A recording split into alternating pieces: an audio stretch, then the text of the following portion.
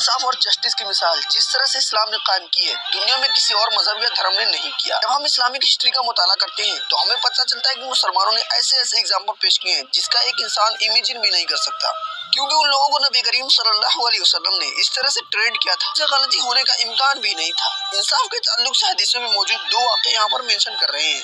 साथियों, चाहे आज का मॉडर्न दौर हो जहाँ पर लिबरल ख्याल के लोग रहते हैं, या फिर 1000-2000 साल पहले की बात हो, गोल्ड की कीमत हर वक्त अपने जमाने में रही है। हर जमाने में लोग उसे हासिल करने की बेइंतहा कोशिश करते रहे हैं। साथियों, पहले जमाने में जब बैंकिंग सिस्टम नहीं हुआ करते थे, लोगों के पैसे इतने महफूज नहीं रह पाते थे, डाकुओं और लुटेरों का खतरा बना रहता था। अपने पैसे जमीन में गाड़ दिया करते थे ताकि चोरी होने से बचाया जा सके, और जमीनों में दफन कर दिया करते। तो अक्सर लोग भूल जाया करते थे कि कहाँ दफन किया है, या तो फिर निकालने से पहले ही मर जाया करते थे, और वो पैसे वैसे के वैसे धरे जाया करते थे। जब बात के लोग उस जमीन को किसी काम में लाते हैं तो उस चीज को लोग पा लेते हैं। आपने कभी ना कभी सुना होगा कि किसी को जमीन के नीचे से खा मिला है। साथियों, ये उस वक्त की बात है जब आप सल्लल्लाहु अलैहि वसल्लम की वफात को अभी चंद साल ही गुजरे थे। लोग ईमान के पुख्ता हुआ करते थे, किसी को धोखा देना या किसी का माल लेना दूर तक कोई ख्याल में भी नहीं लाता था।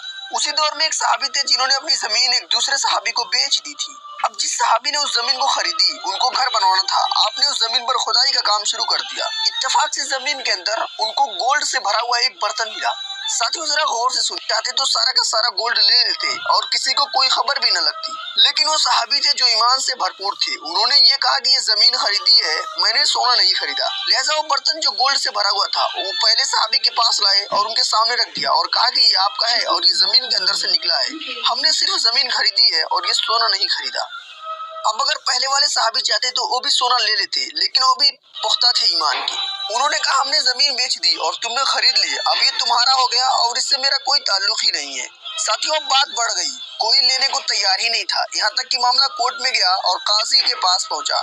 काजी बिल्कुल हैरान है कि आखिर ये कैसे लोग हैं जो सोना नहीं लेना चाहते हैं और दोनों ही इनकार कर रहे हैं। हालांकि दोनों में से अगर कोई चाहे तो आसानी से ले सकता है और दूसरे वाले को कोई एतराज भी नहीं है। अब काजी ने अजीब और परफेक्ट फैसला किया कि तुम दोनों में से जिसके पास लड़की है वो अपने लड़की की शादी दूसरे वाले के लड़के से कर दे और पैसे दोनों की शादी में खर्च कर दिए जाए। और दूसरा वाक़या हजरत उमर रज़ियल्लाहु अन्हु के जमाने का है, जो इंसाफ के प्रतीक हैं, जिनका नाम सुनते ही शैतान भी भागने लगता है। इनकी इंसाफ की कहानियां वैसे ही मशहूर हैं। खैर, एक बादशाह उनके जमाने में मुसलमान हुआ और काबा का तवाफ कर रहा था।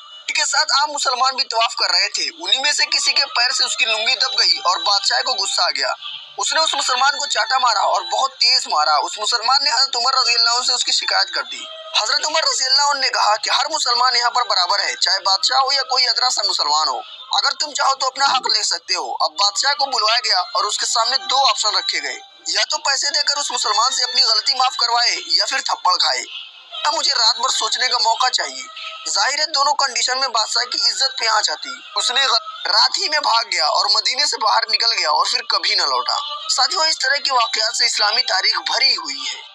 साथियों, अब हमें इजाजत दीजिए और वीडियो को लाइक करके चैनल को सब्सक्राइब भी कर लें।